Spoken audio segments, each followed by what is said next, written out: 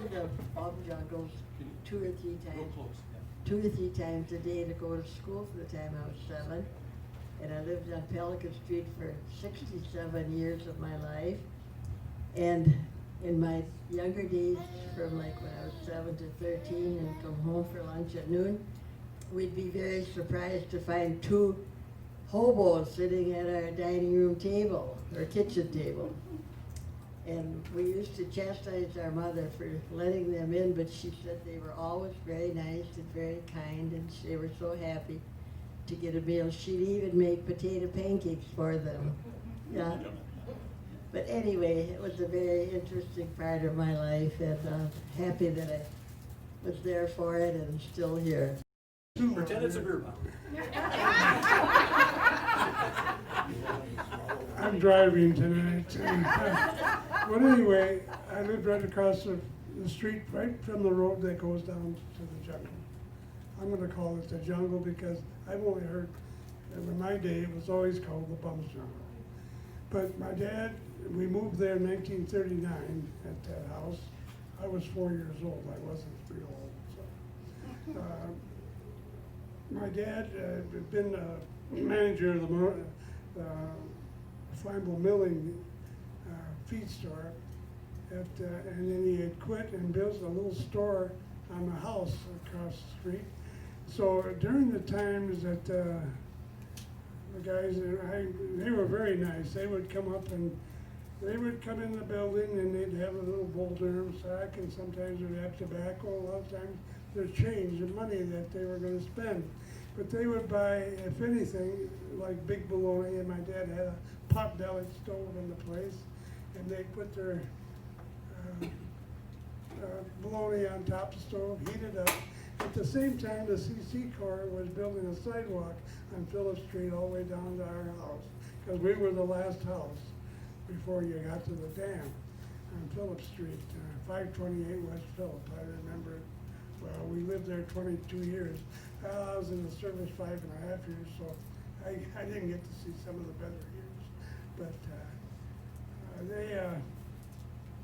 they were very, very good. I very congenial to everybody. I never saw any of them do anything wrong. I was quite, and when my dad would take me for a ride down through the jungle, and they would have their big, like Milligan stew, the big pot out there, and a fire going on, and heating up, and they had little huts. A lot of them were built like with their, especially the roofs, any of the metal siding that they could find, things like that, and it's pretty good.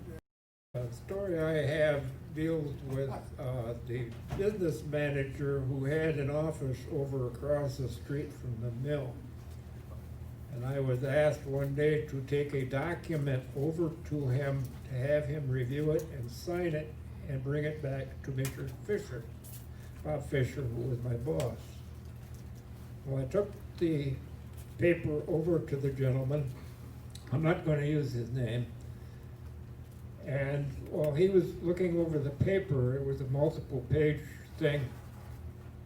I was looking out the window and I couldn't help but to see a Sioux Line train coming by, and it was going rather slow. It hadn't picked up too much speed yet. It came across the Davenport Street Bridge and came into my view.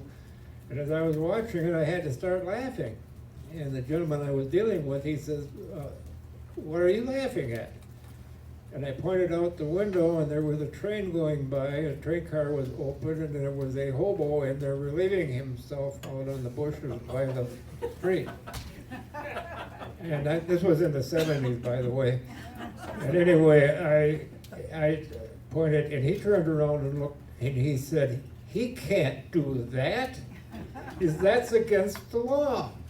And I said, "Well, what are you going to do, sir?" My father was a hobo during the Depression. He left home when he was 13 years old, and he and his brother rode the rails all over the United States, and into Canada and Mexico and all the places in between. Anyway, when I was a little kid, he used to sing me songs, hobo songs. And I can remember a couple of them.